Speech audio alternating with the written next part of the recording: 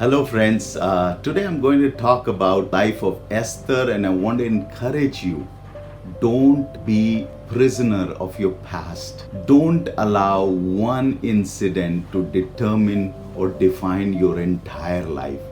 As the Bible talks about in Esther chapter 2 verse 7, when her father and mother died, Esther is being introduced as an orphan child when her father and mother died very early, and it was initial setback to stop Esther from achieving what God had planned for her life.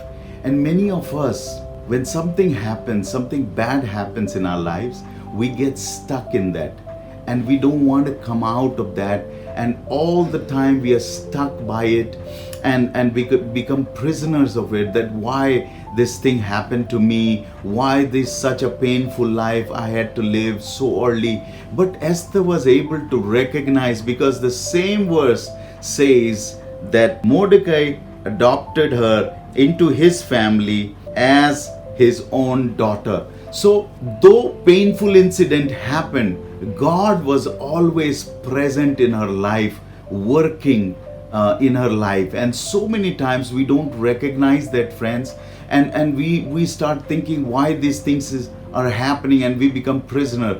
See, your history can become your testimony, but history should never become your destiny.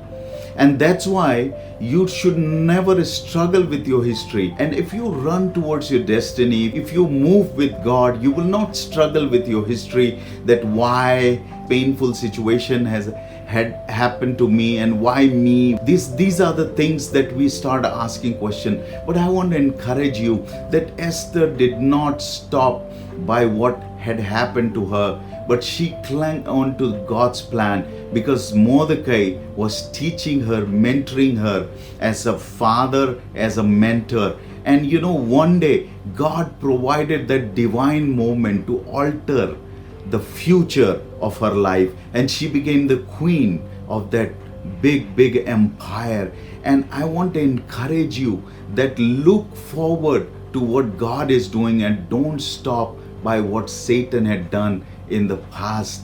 And another divine moment came when there was an order to kill all the Jewish people, and she stood not only as a queen but as a leader of her own people.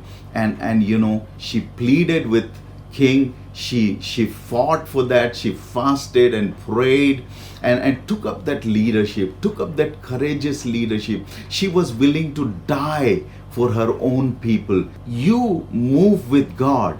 You're not only blessing for yourself, your family, but you become blessing for entire nation. And that's the plan of God for your life.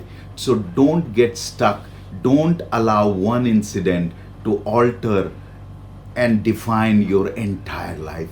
May God bless you even as you embrace God's plan rather than looking back, but looking unto Jesus. May God bless you.